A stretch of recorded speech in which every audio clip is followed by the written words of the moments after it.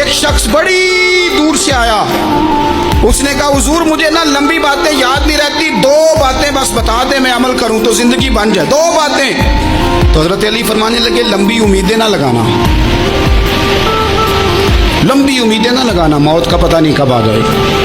منصوبہ بندی ضرور کرنا آنے والی نسلوں کے لیے, اپنی ذات کے لیے لمبی امیدیں نہ باندھنا, یہ بھی کر لوں گا یہ بھی کر لوں گا. ہم ریٹائر نہیں ہوتے زندگی بھر, پلان پہ پلان پلان پہ پلان.